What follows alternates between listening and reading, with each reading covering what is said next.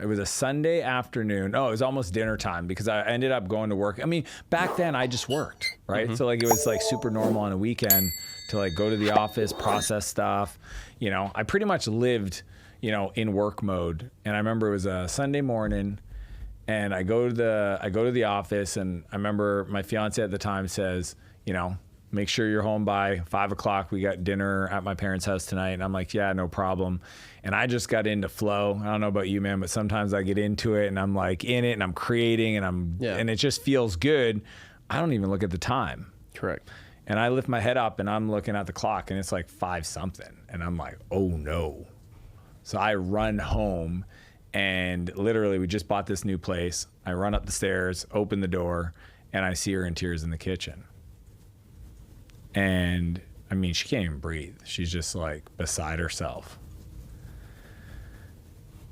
And eventually she just blurts out, I can't do this anymore. She takes the ring off, drops it on the counter, and walks right past me. Doesn't even look at me in the eyes. And she went to her parents, and she stayed there. And that was the last day we were ever together. 7 weeks before the wedding.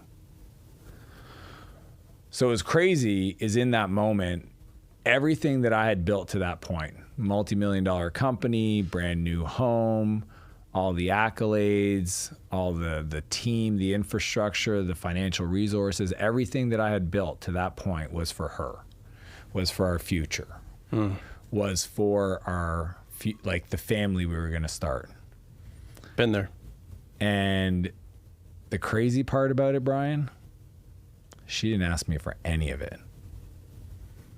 And I remember like months later, we talked. Like finally she was willing to take a call. And she just kind of, you know, she'd gone past it. I don't know if you know this about women, but by the time they make the decision to leave, done. It's been made. It's been a year in the making. Oh yeah, it's been made.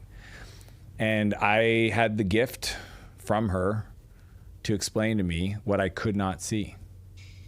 How I was acting, who I was, the selfishness in it all, the lack of understanding what she was saying and actually what I was hearing. And that's when I realized, like, I had a tough time with that because I have an internal desire to create. And back then, I only knew one way. And the way was GSD energy, was attack, was 100% focus, go. Or it's a waste of time. Not even a waste of time. It was a fear that anything less wouldn't accomplish an outcome. And you would look back 10 years from now and say, I wish I would have done more. Wish I would have done more. And honestly, fear of failing. Like it was the only, so failed company, finally start this company, have success or is on a path to success, and just so scared that if I stop, like there's one way to move forward. If I even slow down, the whole thing is going to fall in on itself. The whole house of cards is going to come down. And because I didn't know any other way to build it, there was a period probably 7 months where I honestly thought for the rest of my life, I will have to resolve myself to just being the cool, rich uncle. I will not be in a relationship. I will never do that to somebody else again. I don't want to hurt somebody the way I did. I don't want to go through what I felt.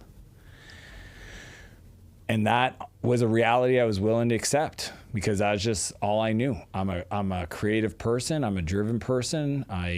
Just who I am, how I am. Yep. And I was just so scared to do that again, to experience it again, to hurt somebody that way, to feel that way, that pain, that loss, that I got comfortable with that idea, which in hindsight, as a father of 2, married to an incredible woman, would have been pretty sad. Would have been the ultimate failure. So that moment was the catalyst that caused me to be willing and open to find a different way. And that's what I discovered.